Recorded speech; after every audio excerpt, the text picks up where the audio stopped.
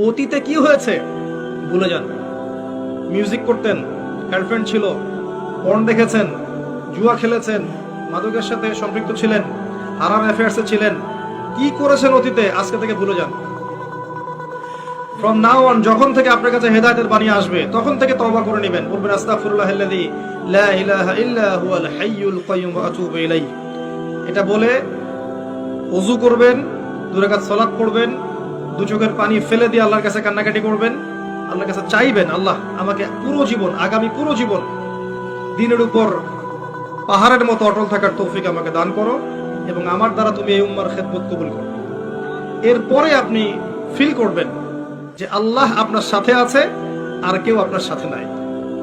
ঠিক এরপর আপনি ফিল করবেন যে আল্লাহ আপনার সাথে আছে আর কেউ সাথে নাই।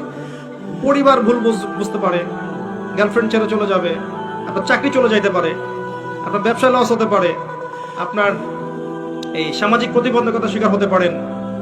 হ্যাঁ, আপনাকে বিভিন্ন মানুষ ভালো মন্দ বাজে বাজে টাইটেল দিতে পারে, জঙ্গি হয়ে গেছে, সন্ত্রাসী হয়ে গেছে ইত্যাদি বলতে পারে, এবং ধর্মনেতারাও বাধা দিতে পারে আপনাকে। কারণ আপনি শিরকের বিরুদ্ধে বলবেন, বেদাতের বিরুদ্ধে বলবেন, হারামের বিরুদ্ধে বলবেন। আপনি যখন এই সারা বিশ্বের যে প্রতারণা চলছে পশ্চিমাদের, এগুলোর বিরুদ্ধে বলবেন, অভ্যন্তরীণ বাহ্যিক সমস্যাগুলো তুলে ধরবেন, তখন চতুর্দিক থেকে আপনার উপর অক্টোপাসের মতো আঘাত আসবে। দেন ইউ উইল রিয়েলাইজ, তখন আপনি ফিল করবেন যে আপনি হকের উপর আছেন এবং আপনার সাথে কেউ নাই, আল্লাহ আছে।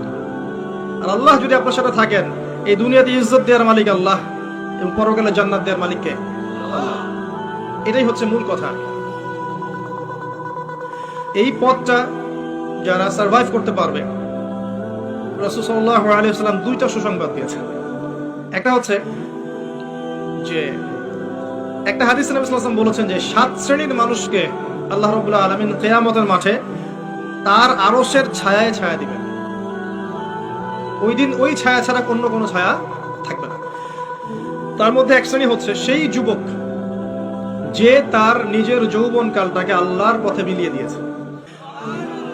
এই সুযোগটা কি দাড়ি পাকা মানুষদের আছে? এখন আপনাদের সামনে আছে। এই কথাটা শুনছেন আপনি, আপনার কান পর্যন্ত পৌঁছে গেল। এরপরে ডিসিশন ইজ ইয়োর্স।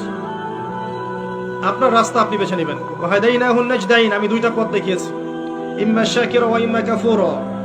ইচ্ছা হলে কৃতজ্ঞ হও, ইচ্ছা হলে অকৃতজ্ঞ হও। আল্লাহ আপনাকে ফোর্স করবেন না, লা ইকরাহা ফিদ্দিন। আল্লাহ পাক ঘাট ধরে আপনাকে নামাজি বানাবেন না। এখন আপনার সিদ্ধান্ত নিতে হবে যে আপনি কি করবেন। আল্লাহর জন্য বাঁচবেন না শয়তানের জন্য বাঁচবেন? যদি শয়তানের জন্য বাঁচেন, তাহলে আপনি দুনিয়াতে বাড়ি গাড়ি, টাকা পয়সা, জমি জমা, ব্যাংক ব্যালেন্স, স্ট্যাটাস সবই পাবেন ইনশাআল্লাহ। আল্লাহ পাক সেগুলো আপনাকে খুশি হয়ে দিবেন না, ফিতনা, রাগ হয়ে দিবেন।